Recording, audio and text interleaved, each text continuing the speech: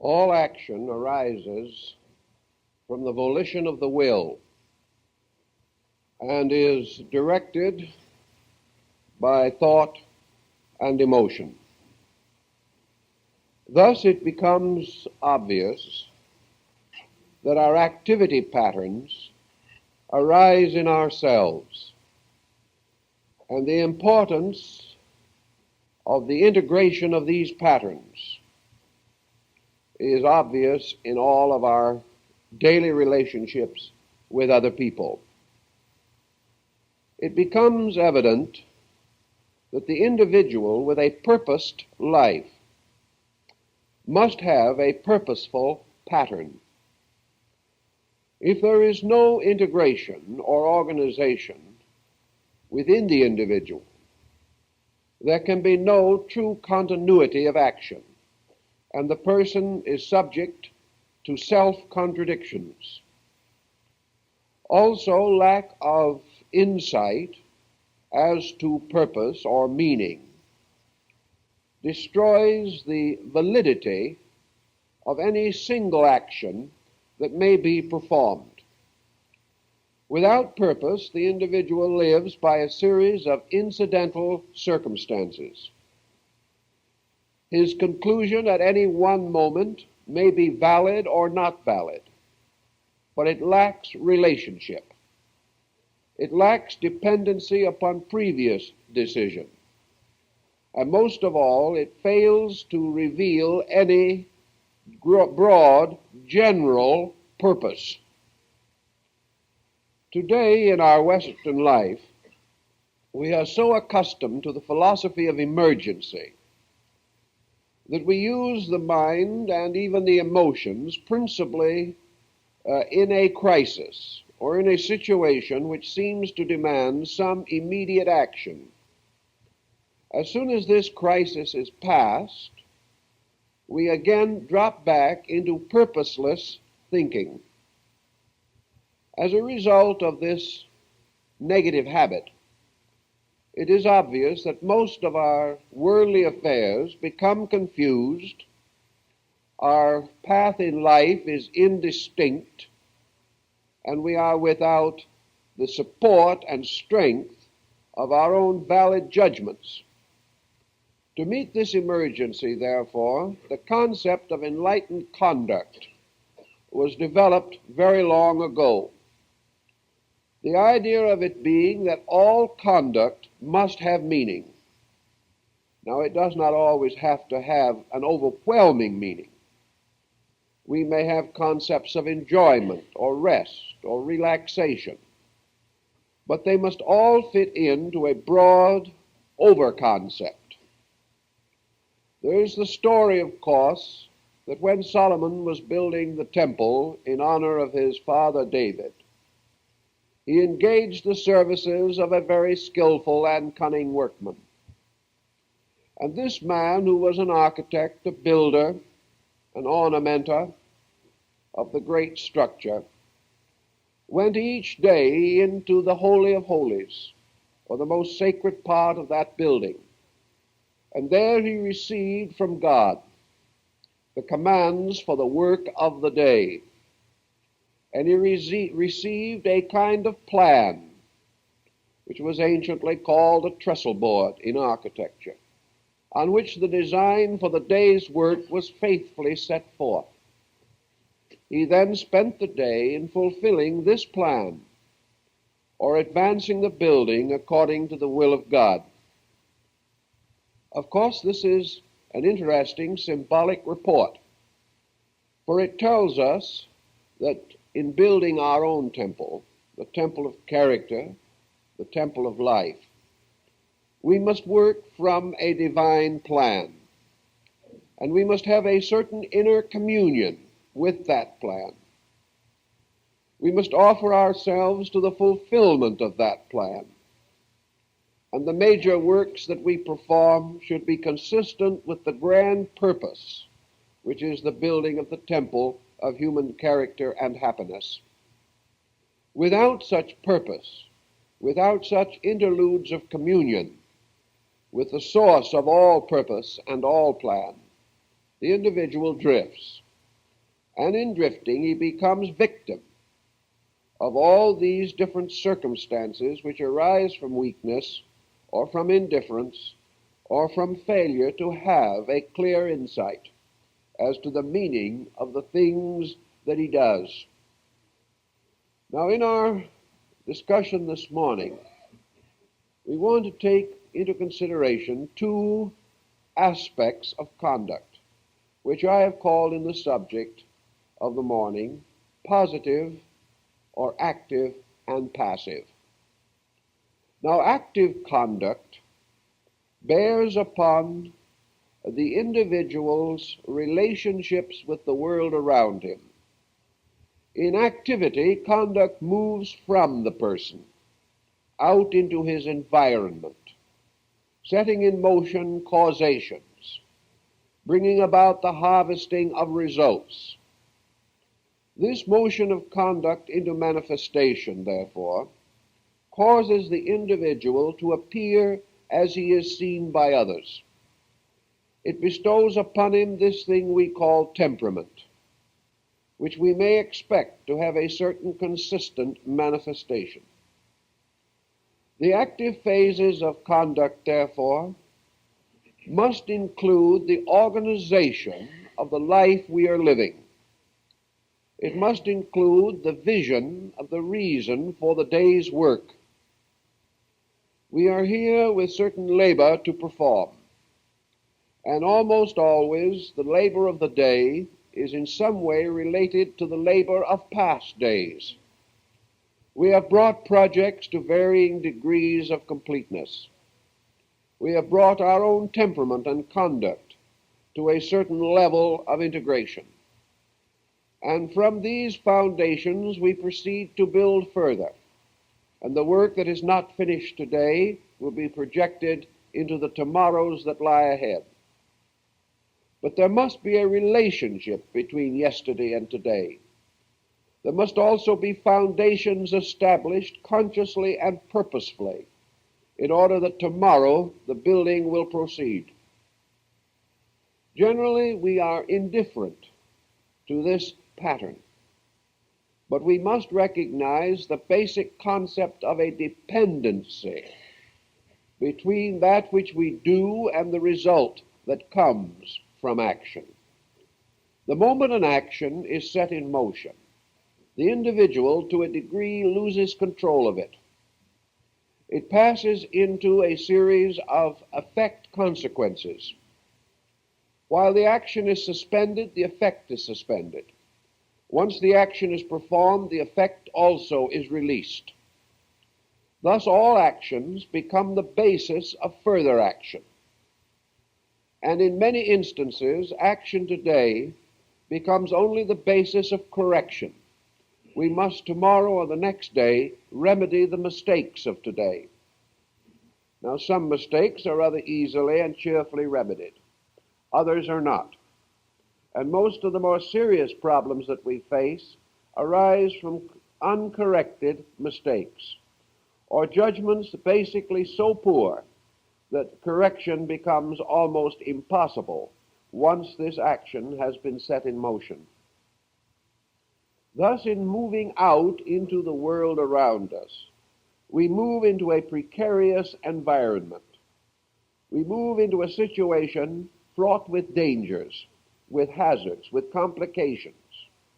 And the only way that we can cope with these difficulties is to plan our own action with the greatest of care. We are not careful in this respect. We have never trained ourselves to proceed in an orderly manner. Now, certain lines of thought, certain practices, sciences, and arts do give us a measure of discipline.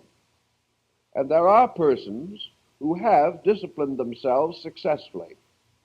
They have reached a point in which they can depend reasonably well upon the clarity of their own pattern. These are the ones who move along with the greatest amount of security. Also, in their various occupations, they contribute the most to the general good, and usually, in the end, to their own good. If we have been subjected during life to some intense process of discipline. It may very well be that we have learned to use this power of our own consciousness. We have set certain regulations upon conduct, and these regulations prevent us from falling into excessive attitudes. Man has created around him in the world a structure of laws. These laws, which for the most part are unpopular, are nevertheless essential to the regulation of a society which has never learned to regulate itself. Thus, man has a certain measure of organization thrust upon him by the statutes and codes under which he lives. These codes punish him if he violates certain rules and principles. These codes are for the common protection of all men. And while at times they will work a hardship upon the individual, this situation cannot be remedied until man becomes a creature of obediences rather than a creature of disobediences. In the emphasis upon self-discipline, we also have, of course, the broad structure of education. Education as a method of discovering the truth may be uncertain and inadequate. But education as a method of subjecting to the young to discipline can have very valuable results. Even though the child begrudges its daily journey to school, begrudges the assignments and the homework, and feels very frustrated, especially in good weather, by the confining atmosphere of the classroom, he does learn to organize his own life. He learns to do things at certain hours and times, and he also begins the experience of those regular occupations which must later take up the same time that he now expends in schooling. Thus, if he is an apt pupil or a fairly well-adjusted young person, he comes out of school prepared to work, able to set aside time and hour to the sacrifice of self-interest, to the necessities of life. If, however, he is unadjusted, schooling may fail him. In any event, however, it is this discipline factor which must be brought to the attention of the young that determines to a large measure the happiness and success of the later years of life. To assume this discipline, if it has not been conferred by circumstances, requires a personal activity of the will. The individual must settle down sometime, somewhere, and think this through for himself. Normally, he will not do this except in a matter of emergency. Only after his life has been a series of difficulties is he impelled or inclined to consider the possibility of correcting the tendencies in his own nature which have made these difficulties not only possible, but inevitable. I've always been deeply impressed with the Buddhist doctrine of dependency. This is the doctrine that everything depends upon something that precedes it, that no action stands alone, and also that no action is without its own dependencies. This cycle of dependency we sometimes refer to as the law of cause and effect.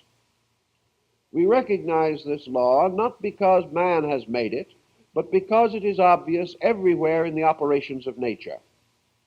We may rebel against natural law, but we can never win this rebellion. Law will ultimately grind us back into conformity, sometimes at very difficult cost to ourselves. Dependency means that where we are now is the inevitable result of something, that this something is not an accident or a mere unrelated incident. It is the unfolding of a way of life. The careless person, the thoughtless person, unfolds a way of life which becomes a monument to his carelessness and his thoughtlessness. and this monument must be like the cause which produced it. Therefore, carelessness results in carelessness, thoughtlessness in thoughtlessness. And so we go along until somewhere in this procedure our weaknesses or our inadequacies catch up with us, and we come to some sorrowful and difficult emergency. This law of dependency also has a cheerful and more hopeful side. If man does cause order, he will enjoy order. There is no way in which he can escape either the good or that which is not good, resulting from himself. Whatever causes he sets in motion must inevitably bear their fruit. And our present state is unquestionably and undeniably the culmination of the factors of character and conduct which have preceded today, and which will, to a measure, continue to flow into tomorrow, unless at this moment, here and now, we make some valid change in the circumstances.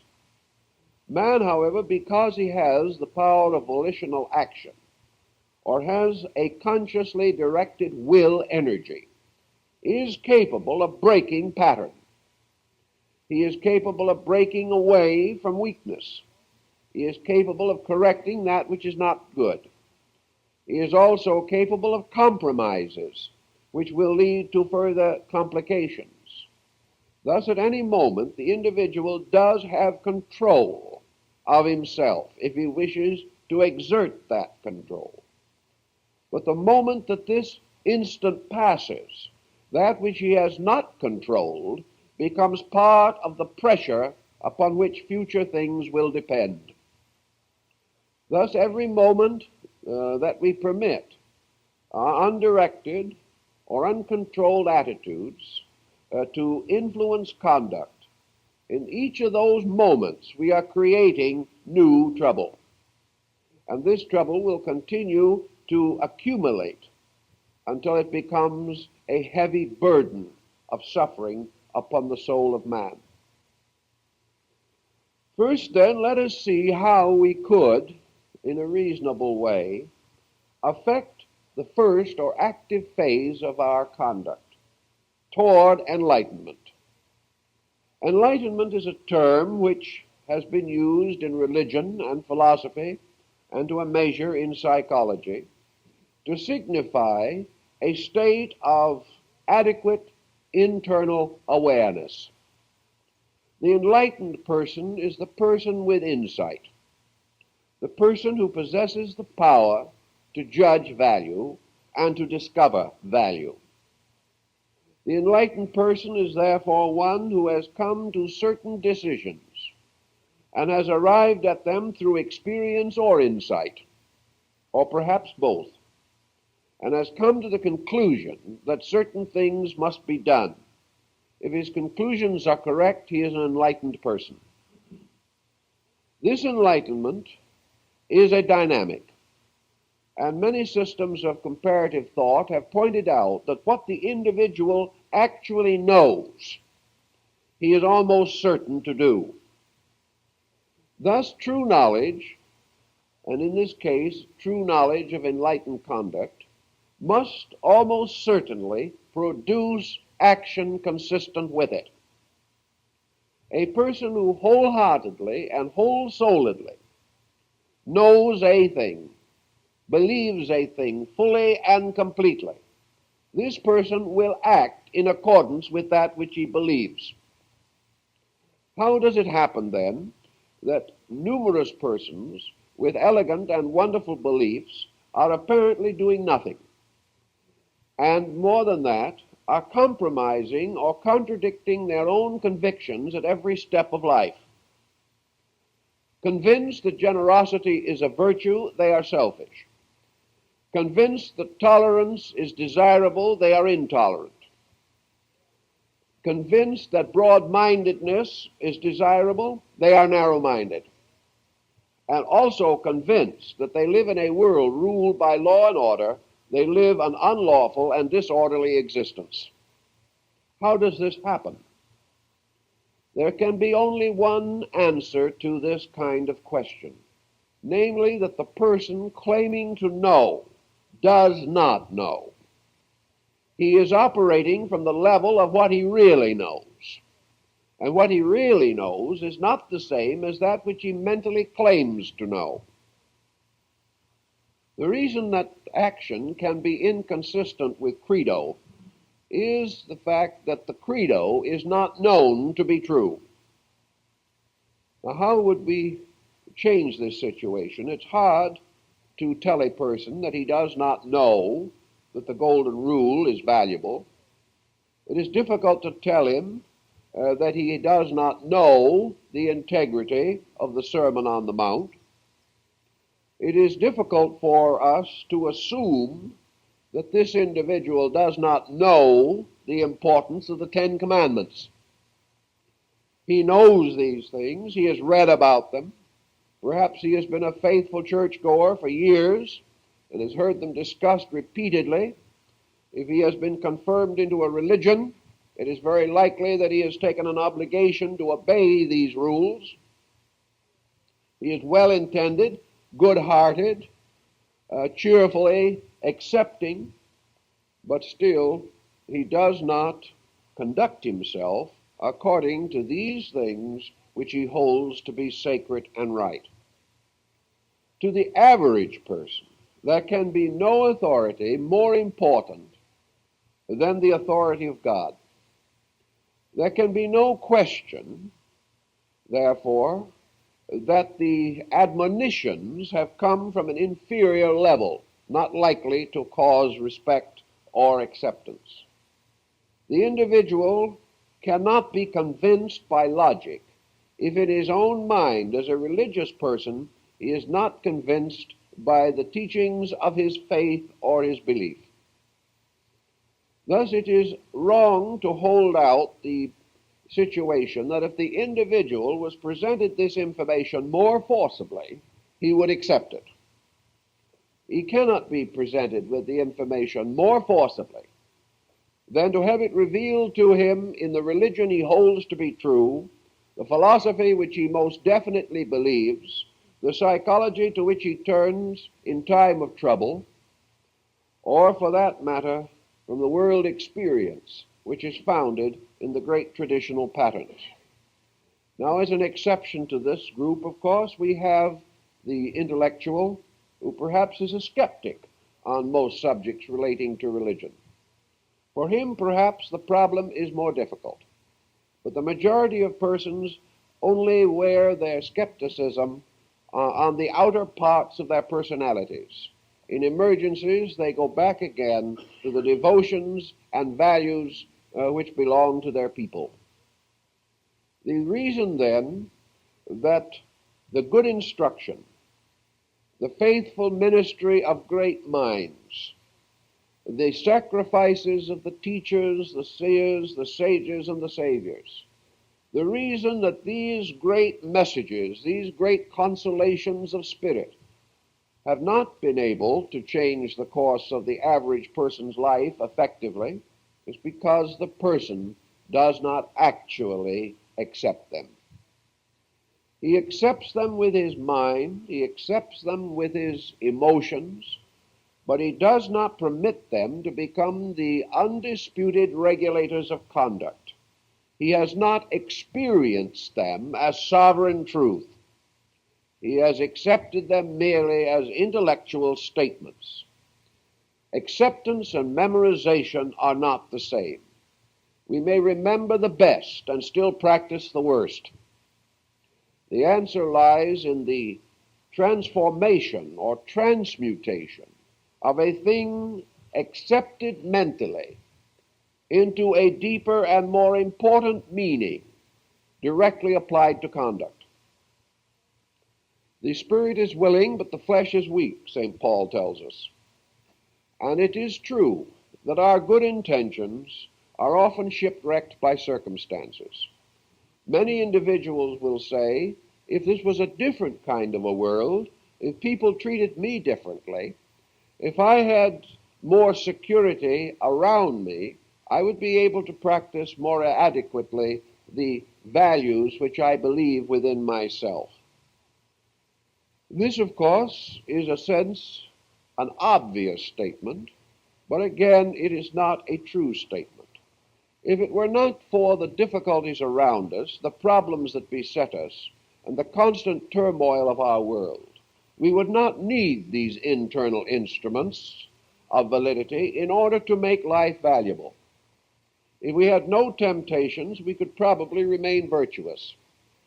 If, however, we are unable to withstand the most immediate and instant temptation, our virtue is inadequate. There is no reason why we should insist that the temptation is the cause of our downfall. The cause lies not in the temptation, but the inability of ourselves to withstand it. Many persons tempted do not succumb. They have certain value. Now, this often means that in a large area of the personality, the individual does have certain adequate defenses. There is nearly always, however, in the person some area where his strength is not great enough. This area is almost always in an area of selfishness or self-interest. The individual can live a very noble doctrine as long as it doesn't cost him anything. But when it interferes with something he wants to do, when it interferes with the pressure of desire, when it interferes with the activity of his own opinion, he is likely to follow his own way and neglect those ways which are real and proper. Thus, in moving out from ourselves the volitional energy which animates conduct and makes it possible for us to do things, this energy is not adequately directed by archetypal code. We do not have a clear vision of the world in which we live. We do not have a clear insight into the laws governing it. We may study these laws, we may memorize them, but if they have not become vital guides in conduct, we have not yet experienced them or known their true virtue in application to ourselves. Thus, we have a continuous struggle between the values which are gradually becoming known to us and the insistences of our own appetites. And in most cases, appetites win at least partially, with the result that results in themselves are inadequate, at least partially. The problem then lies in attempting to frame some way of moving energy from within our own natures into action without violating the principle of right and wrong. This means, to a measure, that the person has to have a fairly solid support within his own nature. Nearly always, weakness arises also from a degree of ignorance. Ignorance is a very complicated word, and one most people do not like to have applied to themselves. They always know someone else who is ignorant, but their own peculiar inconsistencies are not ignorance. They are sort of a divine right, contrary to the laws governing everyone else. This is not always highly demonstrable, but most satisfactory as long as we do not attempt to apply it. Actually, then, this ignorance has limited us in our appreciation of value. Ignorance makes the universe seem small. It makes the laws of nature seem unimportant. Ignorance clouds all value. Ignorance deprives us of constant experience and example insight. The person who lives in a state of ignorance is unable, therefore, to build up his own recognition of the values in the world he lives in. The ignorant person, for example, lacking scientific knowledge, lacks the scientific key to the operation of the entire universal process. One thing a scientist generally does acknowledge, namely, that whatever be the principles, energies, powers, or beings at the root of life, life is orderly, that laws are immutable, and that science advances by obedience and not by disobedience. The scientist has found a world of exactitudes. The average ignorant person is unaware of a world of exactitudes. They live in a world of passing things. Again, ignorance of art will cause the average person to be deficient in his understanding of the laws regulating beauty. He is therefore deprived of the understanding of those laws operating within himself to make his life beautiful. The person who is completely deficient in music not only fails to recognize the vast harmonic pattern of the universe, but is unable to cultivate the harmonies of his own life. Thus, various arts and sciences in all areas contribute ultimately to the recognition that our world, this sphere we inhabit, is a magnificent, purposed instrument, that it is a wonderful thing rooted in laws, and that these laws are its security and the security of every creature inhabiting this world. If, however, we are unaware of all this vast area of knowledge, if we are unaware of the law of cause and effect operating in history, if we are unaware of the principles of dependency revealed in economics, if we are unaware of the patterns governing conduct as represented in legislation and in law, in jurisprudence, if we are unaware of all these principles which men have identified and upon which they have built great systems of learning, if we have no concept of these important values, then we are unable to control or regulate our own lives with full confidence.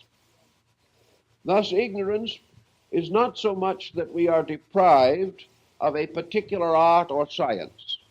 Rather, we are deprived of a window looking into universals, by which we might be able to perceive more adequately the rules and patterns operating everywhere in life.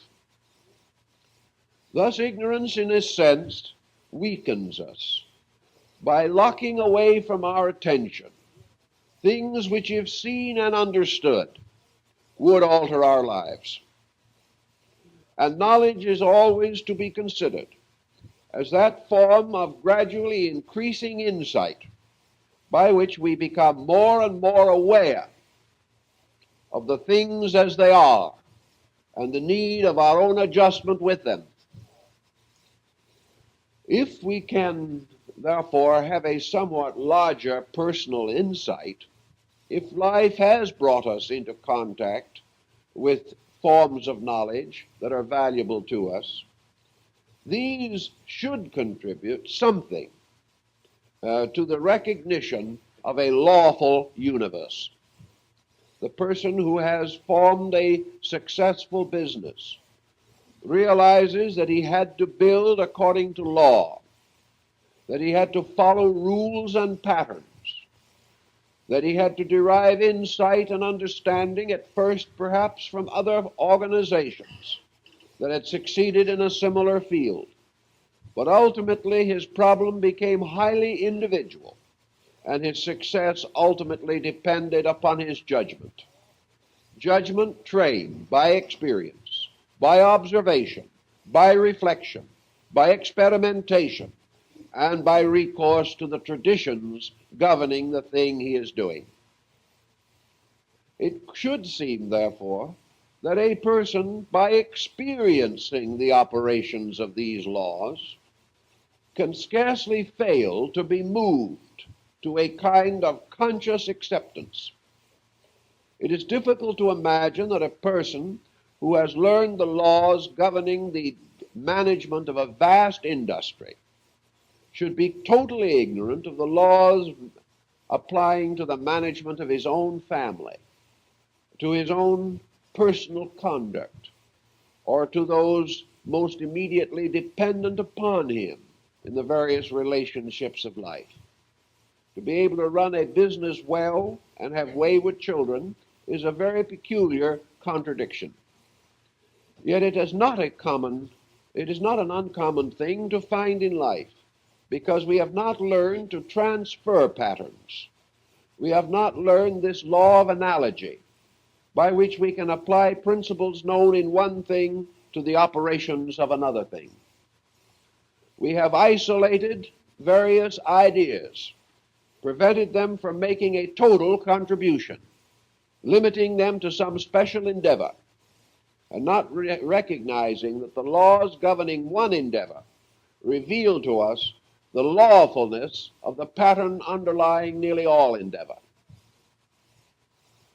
To be thoughtful in these points is therefore to have a certain victory of our own consciousness or our own conduct over the circumstances which had previously tormented or annoyed us.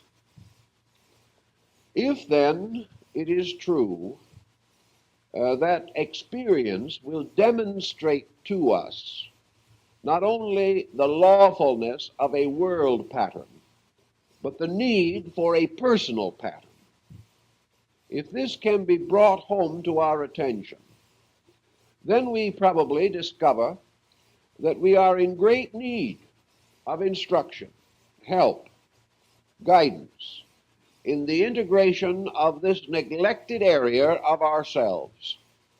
So in our enthusiasm to get something done quickly, with the modern tendency toward the efficiency complex, we dash madly to someone for help.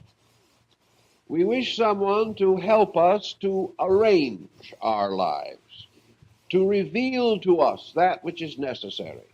We go to an analyst to have our character analyzed. We've been living with it for 60 years, but we have to have someone else tell us what it is. We are convinced by this time that we have so hypnotized ourselves that we are unable to recognize our own mistakes, and this is largely the case.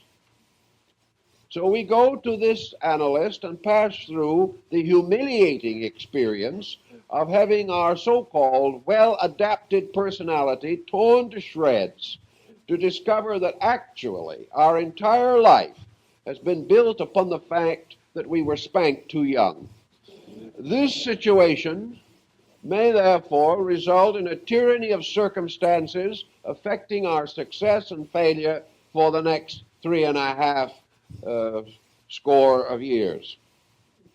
Thus, the real source of much of our conduct is so dim, so uncertain, and in its own nature so unreasonable that it is utterly ridiculous. But we do not even realize this. Often by the time we go under analysis, we are in a pressing difficulty. The house of cards that we stack together so promiscuously has fallen apart. We are in that highly receptive state of failure, which is about the only condition an individual can be in and admit that he needs anything. In this condition, then, the emergencies have already taken a heavy toll upon our abilities and our energies.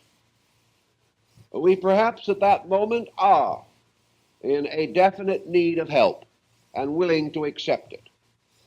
But when the help comes, or when we do a great deal of thinking about it, we are in another emergency.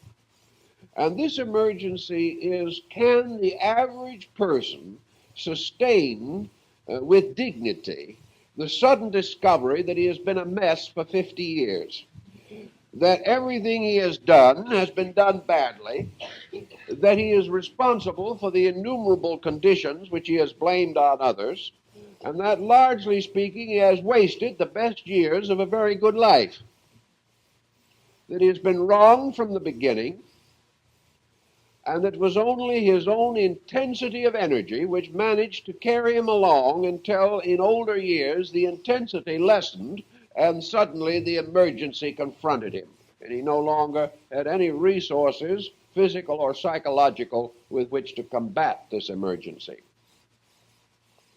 It is true that many persons in older years are unable to make this adjustment adequately. I've known a great many cases of older persons who have simply declined to consider the situation on the ground that it will be more comfortable to die as they are than to change in years when practical result of changing will not be very great. The attitude, of course, is wrong. That the person is able to improve as long as he is able to breathe, and it is far more important that he does improve. It may be that it is also certain that he cannot completely restore the life he has wasted. But there's no reason why he should waste another 5 or 10 years and be that much worse off. The only reason he can do this successfully is his own inner consciousness does not conceive of the fact that there is anything beyond this life which might possibly appear as a factor in this compound. He believes in immortality. He is certain that when he leaves this world, he will rest in Abraham's bosom. At the same time, it does not occur to him to make any correction here and now because it's too late. Yet the good book tells us that the departure of man from this world is the beginning of an eternal existence. But it is acting, the departure from this world is the end. And it is too late to do anything about eternal existence. Must be awfully late. This problem also presents other situations. Supposing the individual looking back over a long life, rather selfishly spent, imagines in some small cellular area of the brain that he must face in the universe some accounting for his conduct. Perhaps the desolating thought of immortality is true. Perhaps also this individual, having certain training in that direction, believes that the universe beyond consists of punishment and reward. That in this other lifeness which opens ahead of him in the not too distant future, things are going to be weighed and measured according to facts. If so, is it too late at any time while we are here to try to put these facts in order? Also, can it ever be too soon? This is a very moot question. The young put it off for aged years. The aged put it off because the grave may end the emergency. Now, the materialist has some consolation in this thought, but there are so many other things about his beliefs that are not consoling that this is scarcely to be regarded as compensation. Actually, the individual has no belief in anything if he is not anxious to improve the first moment he recognizes the need. If he does not carry through this impulse, he simply has no belief. He is taking the long chance that in some mysterious way he is going to fall on his feet, either in this world or the world beyond. But he has no just reason to assume this to be true. He is simply optimistic, or like the small child, is convinced that the parent's punishment cannot be too severe. This type of thinking makes, again, for confusion in immediate conduct. And where this confusion continues, the conduct produces more and more misfortune. Another interesting situation that arises in many of these problems is that the individual, having certain wrong ideas, upon which he has perhaps built a very fanciful and inadequate life, is able to hold the belief in these wrong ideas, perhaps for his entire earthly span. One of the reasons why he is able to hold on to error and not discover that he is wrong is the cautious and careful manner in which he administers his own knowledge. The individual has a certain internal defense structure. Very few people are willing to submit their unformed opinions to any clear criteria. Most simple statement is that the individual holding certain beliefs is careful not to apply them, especially in areas which he has every reason to believe will reveal the inadequacy of these ideas. Thus, we have a series of inward convictions which we carefully suspend and isolate. We will not test them. We will not trust our own weight upon them. For something inside tells us that they are not right or not adequate. So we remain theorists. We talk about everything.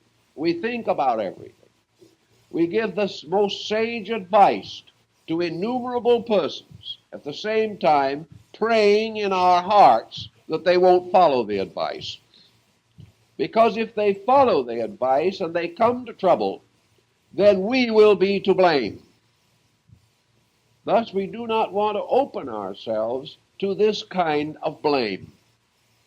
Furthermore, we do not want to get into the condition in which we blame ourselves for our own action. This is humiliating. And rather than subject ourselves to this, we simply either evade action or refuse to accept consequences.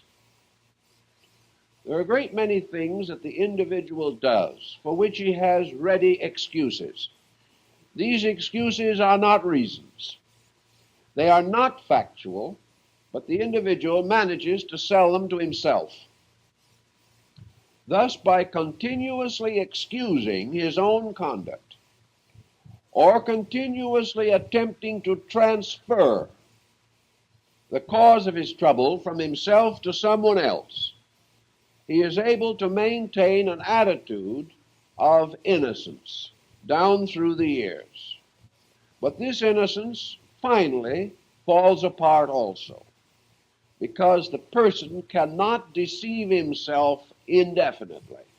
The facts are always there, and sometime these facts will assert themselves, and there's nothing that we can do to prevent this. It means then, for practical purposes, that in problems of conduct, we must begin in the active aspect of conduct to censor or guide or direct or give certain thoughtful attention to the impulses that flow from within ourselves. These impulses are nearly always stimulated by some external circumstance. An individual does something. We rise to this challenge. Another individual wants something. We react to their desire. Thus, the stimulation of a large part of activity comes from the pressure of circumstances, particularly the pressure of a tight spot, which causes us to immediately bring all available resources to bear to extricate ourselves. If we merely release patterns or energies because of the challenge of externals, each incident stands alone. Tomorrow it is one problem, the next day it is another. Each one we meet according to the emergency of the moment. And for lack of pattern, one solution contradicts another, And in time, we find that we have accomplished very little by these inadequate, fragmentary decisions. There has to be a reason. There has to be a purpose, or the thing that is done will not be adequate. The only way that we can arrive at purpose concerning objective action is to determine the reason for self. Why are we here? What are we here to do? What is the long-range strategy of our life? In what way do our plans turn or move? Why are we performing any action at all? Is action merely for the sake of food and clothing and shelter? Is action merely some possible way of paying the bills of today while we contract the bills of tomorrow and try to escape the creditor who presents the bills of yesterday? What is the strategy behind life? Are we here for any purpose that we know? This, in many instances, brings a rather negative reaction. The average person cannot state a clear purpose. If he is able to state it at all, it is inadequate. It is merely a purpose resulting from the acceptances of the pressure of responsibilities. He is purposed, yes. He is working because he wishes to be a respectable member of society. Or he is working in order that he may gain sufficient means to have leisure in his advanced years. Or he is struggling along from day to day until he can collect his old age pension. These problems represent purpose. Another man's purpose is to send his children to college. Still another one's purpose is to try to keep his children out of jail. Still another person's purpose is to establish some kind of a status. He wishes to outshine his neighbors. He wants a larger and deeper swimming pool than any other one in the neighborhood. For this he will struggle, sacrifice, live, and die. Now, these various purposes, of course, can be attained. And we can adapt our energies to these ends. We can do it so completely that we can have the largest swimming pool in the neighborhood. We can do it with such efficiency and intensity that we can ascend the ladder of status to a certain degree. We can go as high as our capacities will sustain us. But with this type of purposing behind us, we lack one of the most essential principles, and that's moral directive. Unless the purpose is meaningful, truly meaningful, it does not bring into focus the more meaningful parts of our own natures. It may well be that the conscientious businessman makes a code of honor that he resolves that he will not achieve unless he can do so honestly. This honor and honesty constitute moral virtues, but these do not exhaust the moral needs of man. These needs go further and deeper. Action, in its long scheme of things, cannot be merely mechanistic. Most of the ends to which we apply energy today are purely physical. Most of our activities, mental and emotional, are on the level of the physical or the appetitive part of our own natures. Thus we deprive ourselves of the more luminous values of internal consciousness. The purpose of true consciousness is to know, is to grow, is to unfold the potential that is within us. That type of progress in life, which does not imply any need for the increase of internal understanding, is not adequate to a human being and must result in dissatisfaction, contention, and despair at some time in life. Pattern, therefore, is growth through experience. By having the largest swimming pool, we may learn something. We may possibly learn that a smaller pool is more satisfactory. But whatever we learn comes as the result of experience. This learning, in turn, must become part of our inner life. It must enrich the motivations by which we are impelled to action. Therefore, it is learning through experience that helps us to mature the activity of our own beings. Our will becoming moved toward activity must pass through the censorship of our thoughts and emotions. If our minds are ennobled and our emotions are enriched, we are going to be impelled to a better level of personal conduct on the active side of life. The more we have in us, the more that can come out. The deeper and broader our inward consciousness, the more mature our material conduct will be. And it is only maturity of conduct that can protect us from the tragedies resulting from immaturity of conduct. Our troubles arise from our own inability to function on a mature level of thought and emotion. There is no answer to this except the improvement, the maturing of these parts of our own psychic lives. Maturity is enrichment. Maturity is the individual coming into the contact of that with that which is better. Maturity is the continuous bringing of experience into the inner parts of life, so that the mind and the emotions are enriched by thoughtfulness and contemplation about the results of conduct. Thoughtlessness denies all this.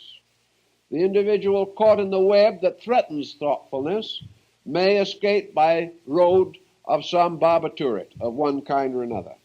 Thoughtfulness in most people produces a headache. A headache in most instances requires aspirin. And if you believe your television, there are several forms of this, some of which are practically a doctor's prescription. So you may have your choice. But perhaps some people need their headaches more than anything else that happens to them, especially if this headache is a symbol of a struggle to think. If you have first used a muscle that has been idle for many years, it will ache considerably. The person who has allowed himself to get out of physical condition and suddenly using stressful exercise may be quite ill as a result. But unless we pass through this process of reestablishing muscle tone, we must remain physical weaklings. And the discomfort is compensated for by the ultimate achievement of that which is desired. The same way in thinking. Thinking is very painful in its early stages. In fact, it has discouraged innumerable persons at the beginning. However, if we work with it carefully over a period of time, we can develop what someone has called the thinking muscle until it does things for us the way we want them done. The mind becomes active and available. And because it is active and available, there will be fewer headaches. For most headaches arise from stress or strain or tension or worry or fear. And these are not so likely to afflict the truly thoughtful, intelligent person. So by gradually strengthening the resources of our own mental, emotional equipment, we live better. We are more thoughtful by instinct rather than by desperate effort. It does not require a great effort for a thoughtful person to be thoughtful. But for a thoughtless person to become suddenly thoughtful requires not only a completely superhuman effort, but is factually impossible. Therefore, we have to grow into these attainments which we desire. Now, the second and contrary phase of our problem deals with what we might term, I've called the passive phase of conduct. Now, the passive phase of conduct deals with that aspect by which we handle what comes into us from the outside. In this case, we are not going out like some knight errant conquering and to conquer. We are also confronted continuously with emergencies that move in upon us. Emergencies that move in upon our thinking, upon our emotions. We must handle that which happens to us. Now, in many instances, what happens is simply the result of what we have done.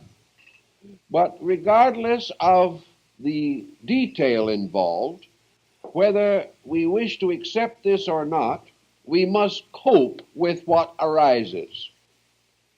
It's possible that the delinquent child is the result of our own failure to correct and direct that child.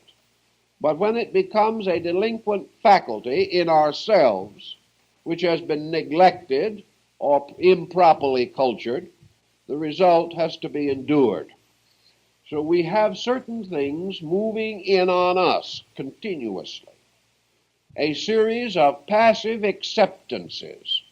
The universe moves in upon us.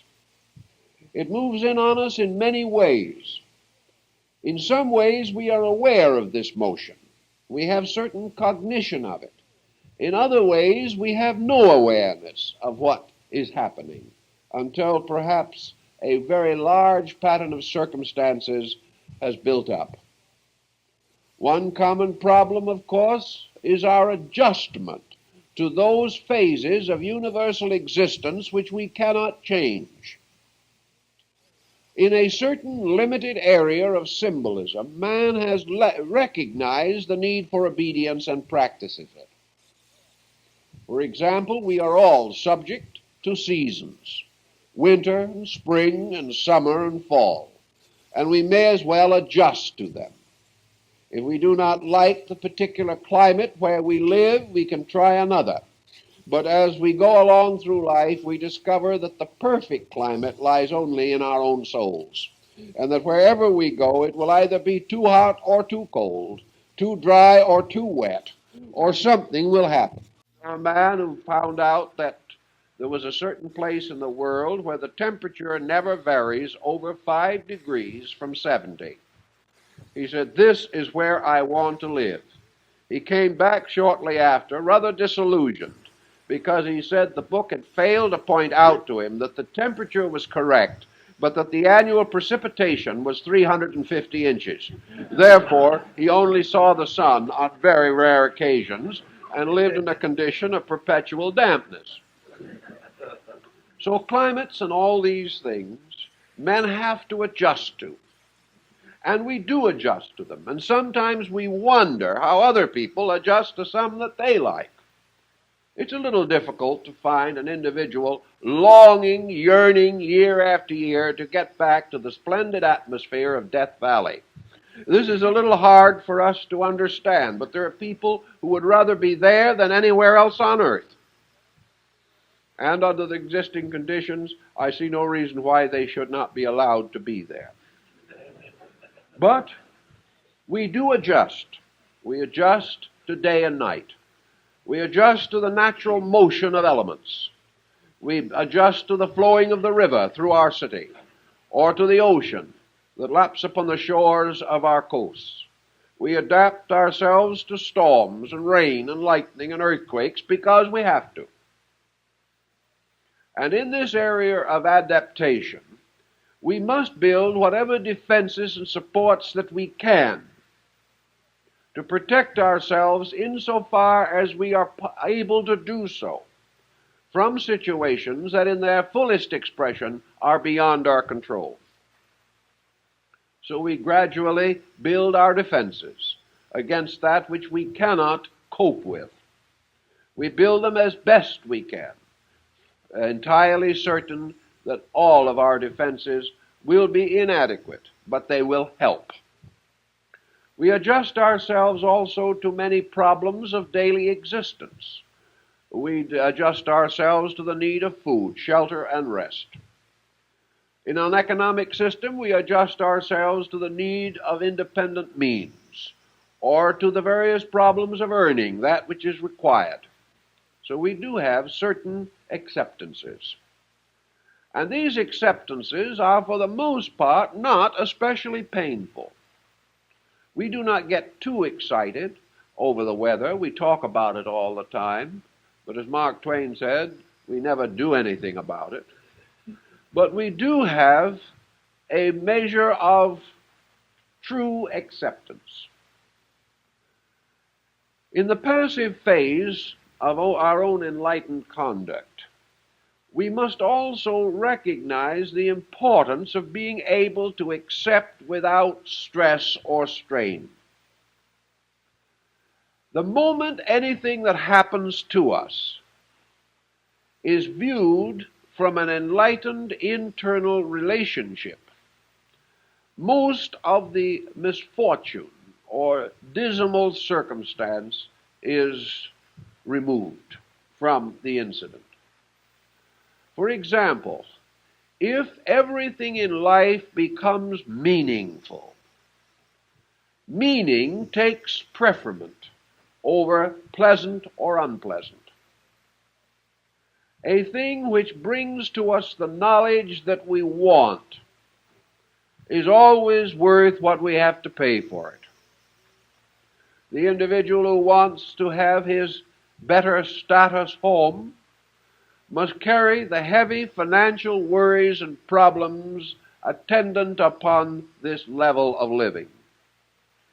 He may feel that it is perfectly fair bargain, that he is perfectly willing to worry himself to death for 50 years in order to live better than his neighbor. If that is his decision, that is his decision. We are quite willing to earn most things, but we like to think of payment as being a kind of coinage that we can spend as we wish to, not as we should. Now, this other kind of coinage that arises from experience is not so easily expendable on trivia. Therefore, we are not so much interested in it.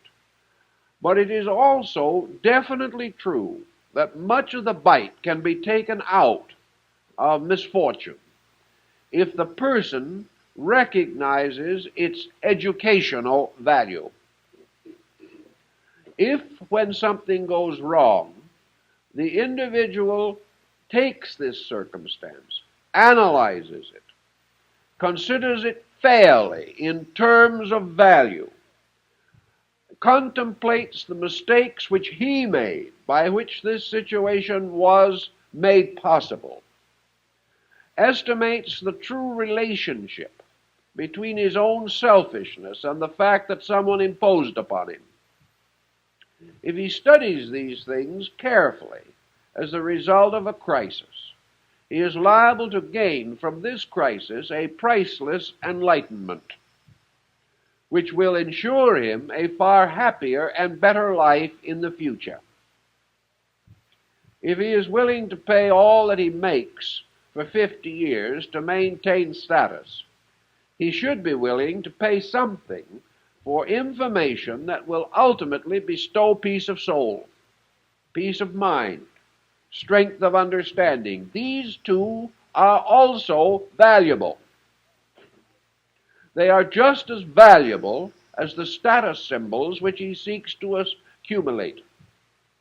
There is nothing more valuable to the individual than the power to live happily with himself.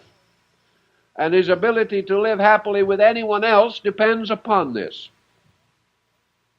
So whatever the price may be, a circumstance may well be worth its cost if it produces insight, if it adds up to an increasing power to handle circumstances. An experience or a problem only remains valueless if the individual rejects its value. If, when something goes wrong, we simply turn and accuse someone else, then we have rejected value. If, when something goes wrong, we excuse it in terms of the times in which we live, the prevailing problems of the day, or that perhaps we were somewhat deceived in this thing, when we settle down to the neat problem of excusing ourselves, what have we done? We have paid a heavy price for experience and then never collected. We have bought something and never allowed it to be delivered to us. We have paid the bill, but we do not have the product. Now, this is an extravagance that very few people can afford. When you buy something, you expect to get it, and you hope that it's going to have a guarantee on it.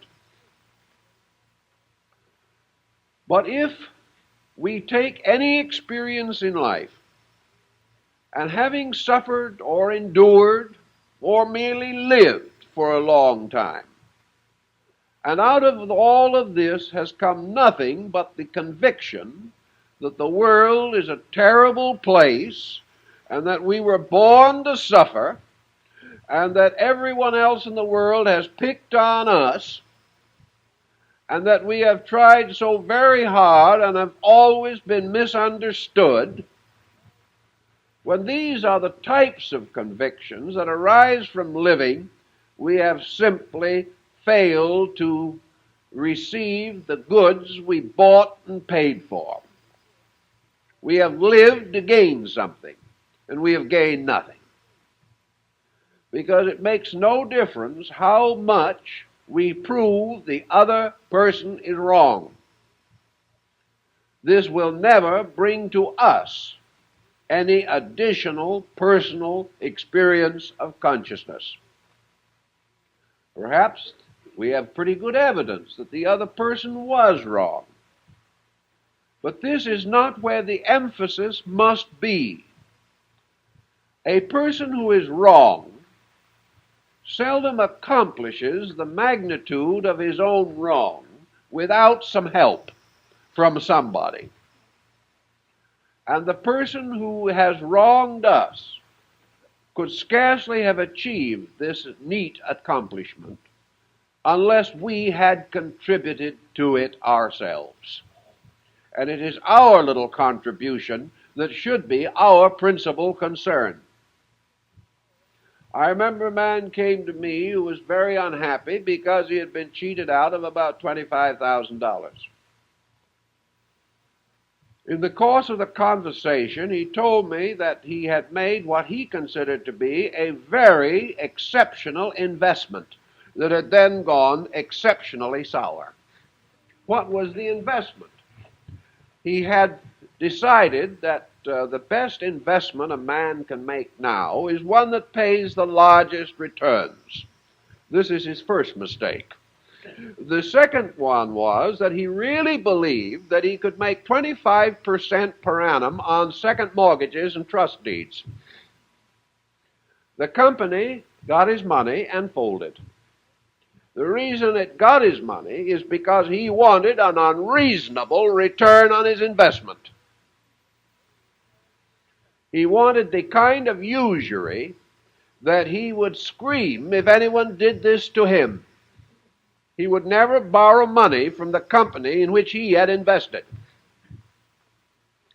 He had simply cheated himself by believing something that was unreasonable, unfair, and dishonest. Yet he is perfectly willing to consider that the other person is totally to blame. The whole problem in suffering and problem lies in this dimension. In one way or another, we must contribute to our own misery or we cannot be miserable. And our important job always is to find out what we contributed, rather than to try to evade this responsibility by insisting that the other person has injured us. If we can find out our own mistake, any problem is worth its cost. And in life, these problems follow each other in certain regular insistency. But it is obvious and factual that the individual who has a reasonably developed internal understanding of value has fewer problems than the person who does not have this understanding. Problems belong to levels, and the worst problems are for those who think badly. If then we are able to accept what we observe, if we are enabled to have what I call here a certain passive side of enlightened conduct. What is this passiveness? It is the ability to accept without creating an intense defense mechanism against the truth. To be open inside to the facts that we need. To accept these facts, not as a calamity, but as the natural effect of causes, and to immediately endeavor to so improve from our newer understanding of these facts that we will not make the same mistake again. Actually, with most persons, mistakes fall in very small pattern groups. Many individuals make exactly or almost exactly the same mistake 100 times in the course of a life. This is not an exaggeration, because a certain attitude that is not sound, being applied constantly through the years to every condition that arises, will result in each condition going sour. Such persons believe that they are peculiarly plagued by the gods. They are not.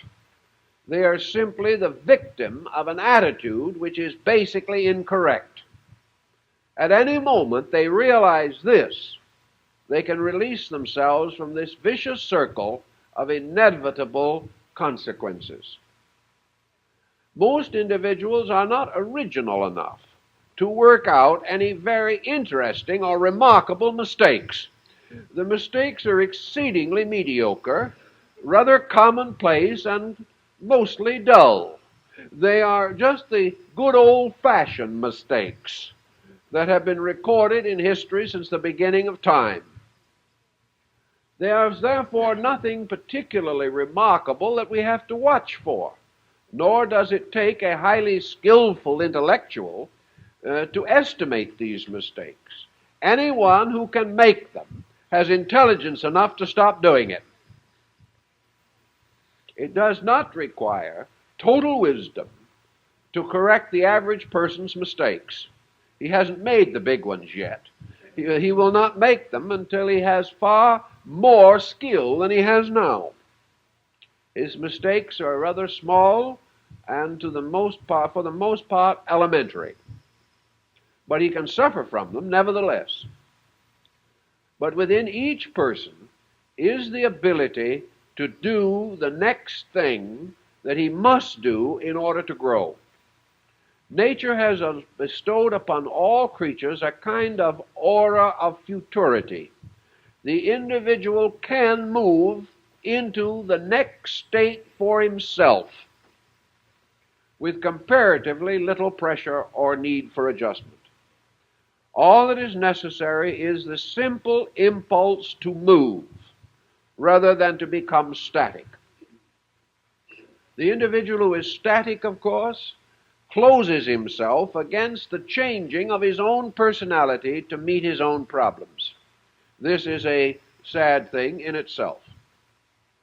Only the person who becomes crystallized, mentally or emotionally, is willing to continue to make the same mistake indefinitely. Or else perhaps he has been so badly conditioned that he does not have any insight at all into the fact that what happens to him bears any relationship to what he himself does. Such a condition is a very advanced condition of ignorance or lack of adjustment or lack of integration. So we have this passive phase now, the ability to be quiet, be organized, be reasonably impersonal, and to allow experience to present its many faces to us, and at the same time not create a quick defense against truth. If we defend ourselves against truth, we have very little hope of peace in this world or anywhere else. And the defense against truth is simply the defense of egoism. It is the individual who prefers to assume that he is right and the universe is wrong. He may assume this, but he can never prove it. But ultimately, nature will disprove it. So the more quickly we accept the sovereignty of law, the more quickly we will begin to relieve ourselves of pressure and tension. For the philosophically minded, the religiously minded, the law of cause and effect is probably one of the most important concepts to be brought home into the life of the person. This law is a very simple statement. As ye sow, so shall ye reap. Whatever we do will return to us. Whatever attitudes we hold that are right will be rewarded. They will be rewarded not by an outside power, but by the operation of their own intrinsic rightness. All attitudes that we hold that are wrong are of their own nature indefensible. And that which results from them must be wrong. And this wrong will perpetuate itself until the basic attitude is corrected. The individual who is wrong will always suffer. The only solution to suffering is therefore the correction of the wrongness in our own attitude, thought, emotion, or conduct. When we do that which is right, in the way in which it should be done, the rightness in it will bring its own natural reward. The reward of rightness is adjustment. The reward of right acceptances will be that the individual is in harmony with the pattern for himself. The moment this internal harmony is established, it is easier and almost inevitable to assume that the exterior situation will move into consistency with it. A person who truly loves in his own heart is not going to hate in his thoughts or emotions. An individual who is honorable inside is not going to perform dishonorable actions. The reason he can perform the dishonorable action is that his own internal rightness has not been achieved. Many people believe that a code of self-discipline is a frustrating one, that it will lead to lack of social progress. This is, of course, totally untrue. For without integration within the individual, there can be no progress. There can only be a perpetuation of confusion, as we see it in our world and world affairs today. The things that are happening are not progress unless they are leading in some direction. And if that direction itself is not constructive, then the actions are not progressive. If then we are really concerned with this, our problem is always to be receptive to fact, choosing to so instruct ourselves that we can work with fact, that we can use the fact of a thing as the basis of a new confidence in ourselves about the lawfulness of the world in which we live. A fact is not cold or dead. A fact is simply a form of truth. To abide with truth is to live. To depart from truth is to perish. And the discovery of truth, as we need to know it, and to the degree that it is necessary to us, this discovery is the principal purpose of life. The reward of finding it early is a long and peaceful life. But it must be discovered, for it is the true cause of enlightened conduct. And enlightened conduct itself is twofold.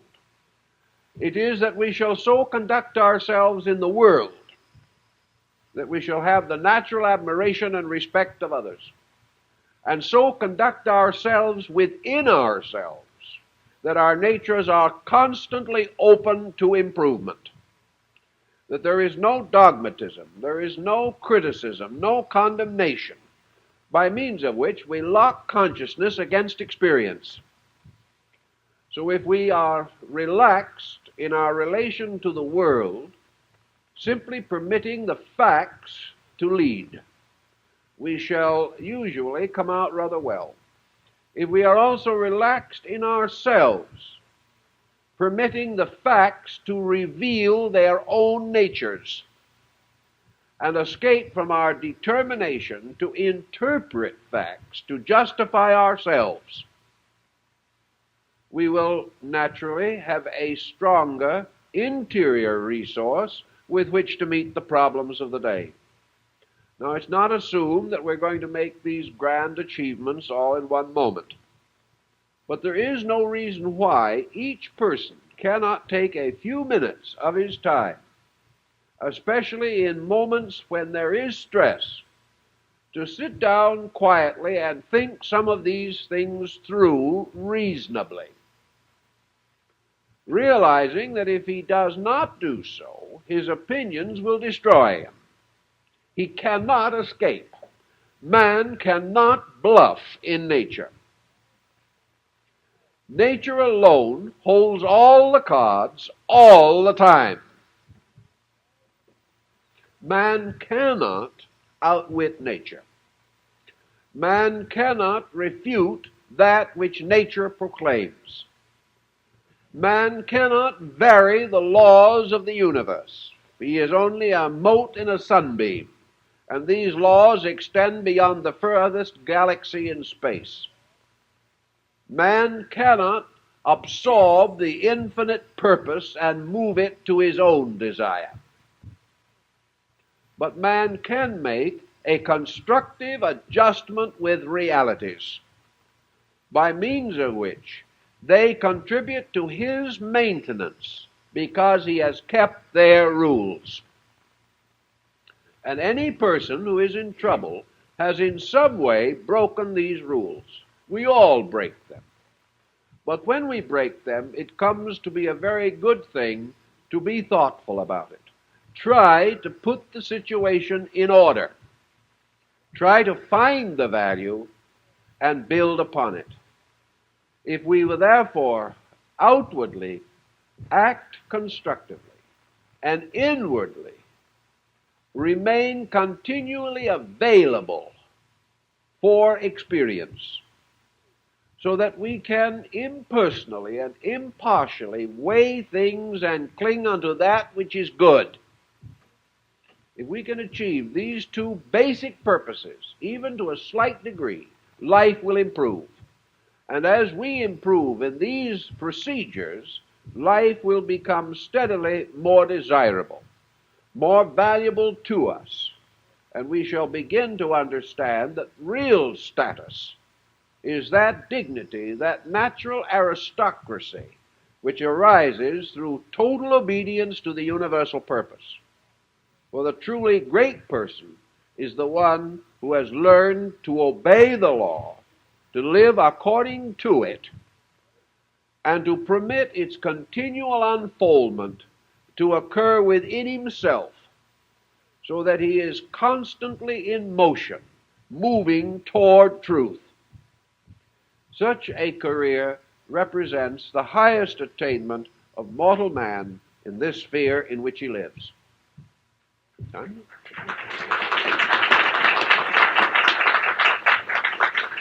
Now I'd like to call to your attention our subject for next Sunday morning, which will incidentally be the first time for many years in which we've held an Easter Sunday service.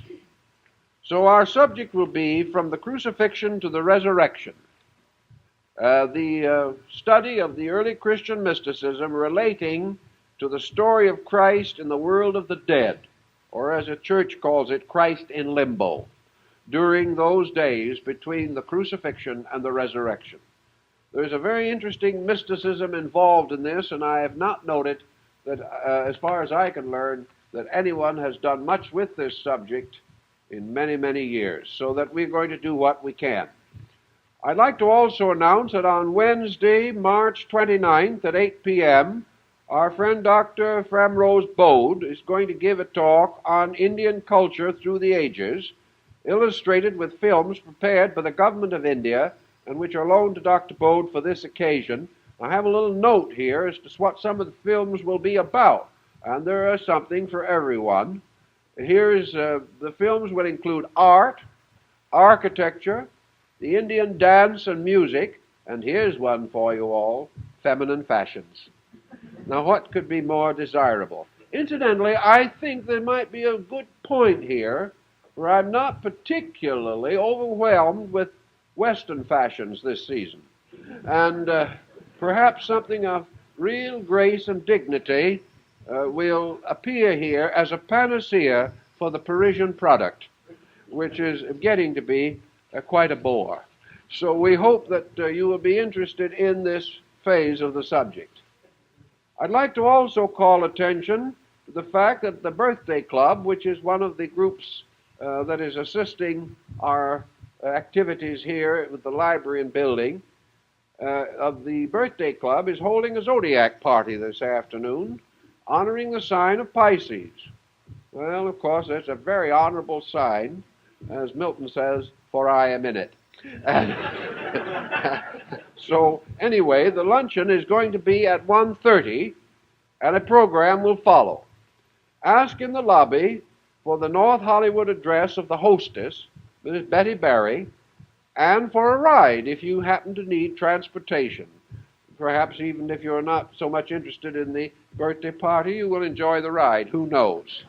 So anyway, if you need transportation, friends will try to help you to have it. I might add that after next Sunday, I'm going to Portland for 2 weeks, and if you have friends there, if you will let us have their names and addresses, we will be glad to send them programs. Also, we might mention in connection with the morning lecture our discussion in print, which you can secure at the table, Vital Concepts of Personal Growth. We think this would help. Also, our book, Self-Unfoldment. And as I say, don't forget Dr. Bode's discussion on Wednesday evening.